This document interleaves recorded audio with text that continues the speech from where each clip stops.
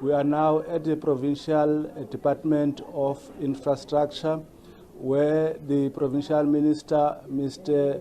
Tertuis Simmers, is providing an update on the overall damage assessed so far due to the storms that have hit the province over the 9 days, to be exact.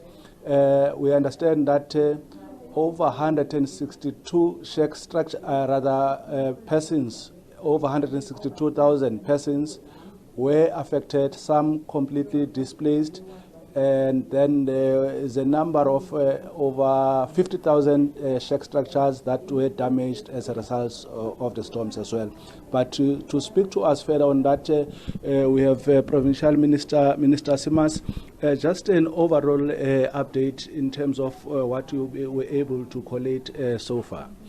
Well, the data up until this morning, 9 o'clock, indicates that there's well over 50,000 informal structures that have been affected, meaning that over 162,000 individuals have been displaced or affected due to the severe storms since the 3rd of July.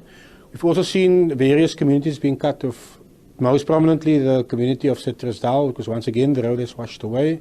They now have no access because even the surrounding mountain passes have been affected due to mudslides being the after effect of all of the rains that area has had.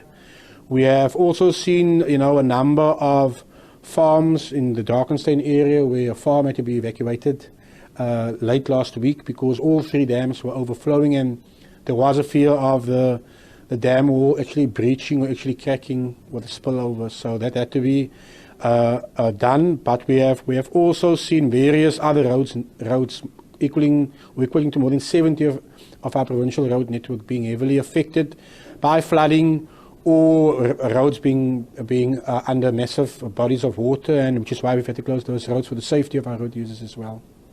We understand that the assessments are ongoing because the series of call fronts is still upon us. But just in terms of the declaration of a disaster area by the National Minister of Cooperative Governance and Cooperative, does that bring any kind of relief to your concerns? Look, obviously, we were here before last year.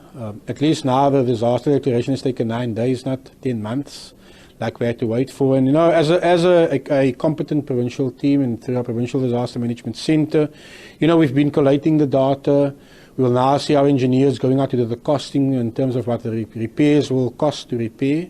And we will then draft a budget which we require to address the disaster-affected areas, which we will then submit through to the relevant national structure. But like I said, this disaster does avail or is seek to envisage possible additional funding coming through to our province, which in the previous storm we saw 0 coming through, even though we did a similar assessment. So I have a lot more hope that the National Treasury, together with the National Department of Cooperative, will now then take into consideration that this is the 2nd year running during the same period where we actually have disasters, and this is, I think, of all the 3 years so far, the worst.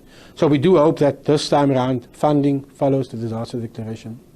So far the worst disaster, but climate change is also upon us. Last year we've seen 2 of these occurrences. Do you expect the same of this year? Look, according to the weather projections, which comes to our Provincial Disaster Management Centre, there may well be during the month of August or September, if you follow last year's pattern, possibly similar occurrences or some form of other natural disaster that might strike our province, and we are preparing for that. We have a winter readiness program which has to some extent mitigated the bigger impact of what we are seeing now. But what will happen in the next month or 2, well, that we'll have to see once the weather lands on our shores.